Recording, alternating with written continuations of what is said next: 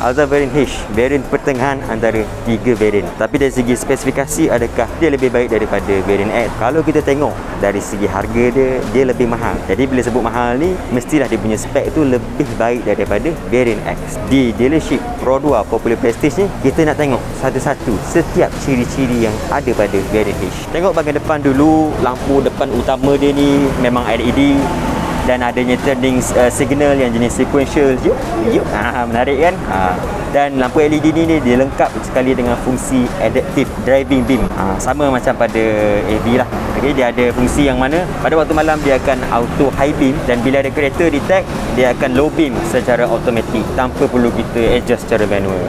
Itu antara fungsi yang menarik ada pada variant H. Okay, dan tengok dia punya sini, dia punya bar dia ni, dia warna silver bukan chrome. Dia punya grill pattern dia macam ni lah.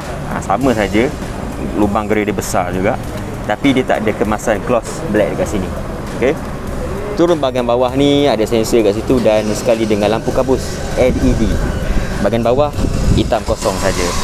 Itu antara fungsi. Dan satu lagi fungsi menarik ada pada lampu ni adalah dia ada fungsi follow me home dan juga living home. Sebenarnya pada variant X pun ada, pada H pun ada, pada atas dia pun ada. Kita tengok pula bahagian sisi. Yang pertama adalah dia punya ni, rim dia ni sudah dia upgrade lah daripada 15 ke 16 inci kalau X15, dengan 2 tona warna mainan ni, warna ni, dan dia pakai tayar Toyo Proxus CR1 dengan profile tayar dia 195/60R16. Okay, kita go through lagi bahagian sisi ni. Cermin sisi dia, housing dia, perumah dia ni dah warna hitam. Dia ni cermin lampu signal memang LED lah.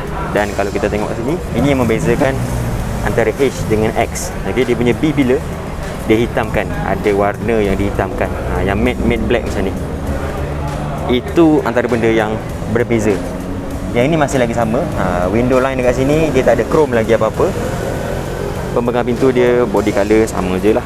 Dan tangki minyak dia, kalau ada yang tanya berapa liter, 43 liter.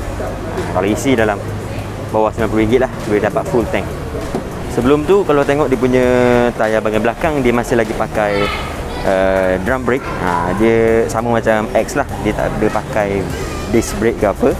Tengok bahagian belakang, lampu bahagian belakang ni dia pakai lampu LED kan, tapi dia bersambung. Yang ni dengan yang ni bersambung.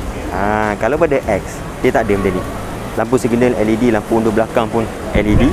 Kemudian ada garnish lah kat sini, hiasan kat sini chrome warna hitam. Cara nak buka sama juga, dia ada button release kat sini, button elektronik. Dan pada H dia dah datang sekali dengan kamera undur belakang ni. Kamera undur belakang. Okey, untuk ruang boot belakang, berapa kapasiti dia kan? Kalau ada third row 137 liter. Tapi kalau kita jatuhkan dia, seat third row ni, kita jatuhkan ni memang cukup puas. Dia boleh dapat sehingga 498 liter. Satu lagi benda, masih lagi ada ruang kosong dekat sini. Kita nak isi apa-apa benda lah. Sekali lah dia bagi dengan tools tayar spare. Kalau ada yang tanya kan, kat mana tayar spare dia, tak ada pun. Tayar spare dekat bawah. Jadi itu antara benda yang kita dapat pada bahagian belakang. Sebelum tu kita nak masuk dalam, dia ada satu fungsi yang dipanggil sebagai keyless entry, yang mana pada variant X tak ada. Okay, keyless entry yang mana kita perlu sentuh saja, kunci ada dengan kita, mungkin dalam poket, sentuh saja dekat sini sebab dia ada satu sensor elektrostatik dekat sini. Dia bunyi sebab tak ada kunci. Tak apa, kita masuk je. Okey, panel pintu kosong, tapi dia ada satu kemasan warna dekat sini, silver painted. Warna silver. Kita boleh lipat dia secara auto, tekan je button ni. Okey. Ruang kosong yang banyak lah kat sini, kita boleh letak macam-macam. Dekat sini ada satu cup holder kecil lah, tapi menarik. Kalau letak minuman apa-apa, McD ke apa, boleh sejukkan, chillkan dia. Okey, kat sini ada macam-macam button. Dan bila masuk material, tempat duduk dia fabric. Tapi ada pattern lah, dia ada pattern lebih kurang sama macam di variant X sebenarnya. Steering ni dia ada switch, dia ada button-button yang kita boleh laras macam-macam lah. Audio ke apa, kita nak check dekat panel meter, multi info display tu, macam-macam kita boleh kawal dekat sini saja. Okey, dan steering dia dah leather. Pada X dia urethane, yang ni dah leather. Dia ada jahitan benang warna putih dekat sini. panel meter dia dah digital. Bukan analog. Okey, digital TFT 7 inci. Macam-macam info kita boleh dapat dalam tu. Steering dia sama, kita boleh laras atas dan bawah. Tarik kan? Dan kalau tengok dia punya dashboard dia kosong, tapi dia ada trim kemasan warna silver ni. Kalau X dia betul-betul kosong. Tak ada color langsung, warna hitam je, kosong je. Yang ini dia ada 2 tone warna yang membezakan lah. Nampak lebih atas sikit, up market sikit. Okey. Kemudian dia punya sistem infotainment, dia dah datang dengan skrin 9 inci. Cukup besar ni. Satu lubang USB dekat sini untuk data, HDMI port dekat sini. Turun bahagian bawah, panel meter, panel kawalan pendingin hawa yang digital. Siap ada dengan memori dekat sini, M1 dan juga M2. Dan ada satu ruang kosong dekat sini, sekali dengan satu USB port dekat sini. Kalau anda perasan nampak tak dekat sini? Dekat sini. Okey. Satu ruang, jadi kalau kita nak charge telefon pun senang. Nak charge telefon letak je dekat sini. Push start button dekat sini. Kemudian dia ada satu pattern yang macam carbon fiber punya printed lah. Menarik juga warna ni. Pattern ni menarik lah. Kat sini dia concave, dekat sini dalam ada ruang kecil. Kemudian unlock dan juga lock button, center unlock lah. Okey. Kemudian ada satu soket dekat sini 12 volt. Masih lagi pakai manual handbrake, sama seperti pada variant X, dan adanya perehat tangan. Cuma dia bukan soft padded. Dia plastik keras kat sini. Atas yang biasa, cermin. Itu saja untuk bahagian depan. Mari kita tengok bahagian belakang. Bila masuk bahagian belakang, kita tengok dia punya panel pintu dulu. Memang pintu lebar, kosong. Ada lagi kemasan silver painted dekat sini. Ada ruang kosong, kita nak letak cup holder kat sini, ke botol holder kan. Dan ruang kosong lagi, bahagian bawah pun ada kat sini. Okey. Dan untuk speaker, pada variant H dia dah 6 speaker. Pada variant X dia 4 speaker saja. Baik, kita tengok bahagian atas. Dia ada dua sebenarnya yang berbeza. Kat sini satu, kat sini satu, iaitu corong penyaman udara. Betul, dia punya suhu kena kawal kat depan. Dia hanya ada bagi blower saja, 3 peringkat ni. Tapi okey lah. Maknanya kalau mana kata depan suhu laras macam mana, belakang pun dapat macam tu. Sama saja dia punya suhu dia. Adjust kat depan. Okey. Dan untuk seat dia ni, material fabric macam saya katakan tadi. Ini adalah kedudukan saya, yang mana kalau kita tak pakai third row lah. Third row memang cukup luas. Yang paling belakang ke? Paling belakang. Seat depan tu saya dah laras pada kedudukan yang saya biasa duduk. Cukup besar sebabnya seat bahagian depan ni, bahagian belakang dia tu dia concave, dia macam melekuk ke dalam. Jadi dia bagi ekstra tambahan ruang pada ruang lutut ni. Okey, memang dia punya thigh support pun memang memenuhi sampai bawah saya punya thigh ni. Okey lah. Dan satu benda lah, selain daripada lipat, sama pada variant X ke AV ke, dia boleh laras. Ni paling depan lah. Tapi mustahil dan mustahak kalau kita duduk macam ni kan. Biasanya kita akan compromise sikit. Kita akan sacrifice dari segi ruang untuk penumpang belakang selesa dan second row pun selesa. Tapi masih lagi banyak ruang. Itu point dia. Lega.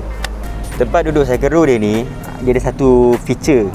Pada variant H anda boleh dapat ni, center armrest, perehat tangan.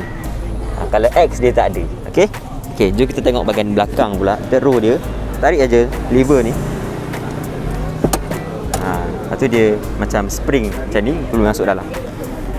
Saya masuk ke bahagian dalam. Okey, tarik macam ni, headrest ni adjustable. Ini sebab saya dah seat paling belakang sebenarnya ni. Kalau kita laras second row lagi depan, ada banyak lagi ruang kaki untuk bahagian saya. Cuma macam saya katalah, kedudukan dia ni, dia tak terlalu macam rendah.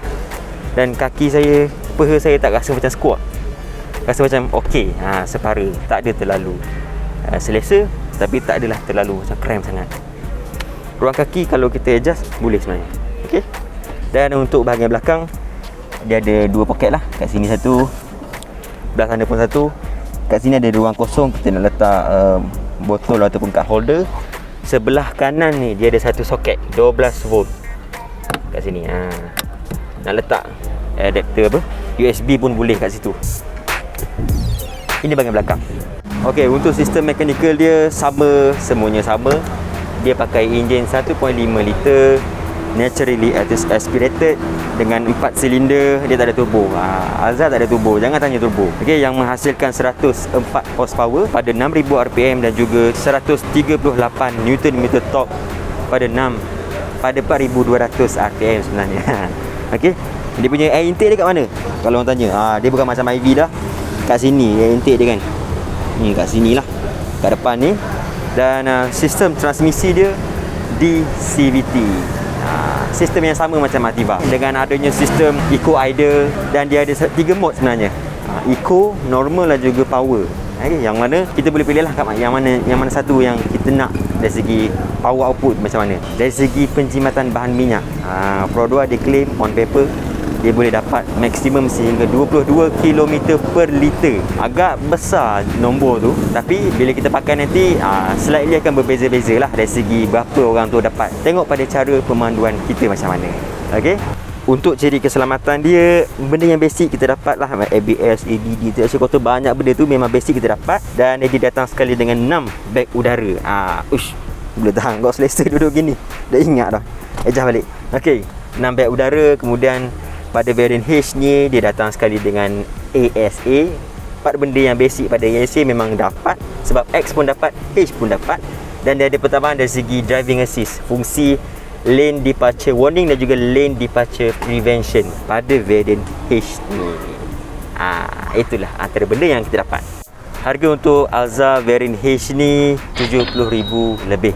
Itu pun harga tu on the road dah termasuk dengan insurans.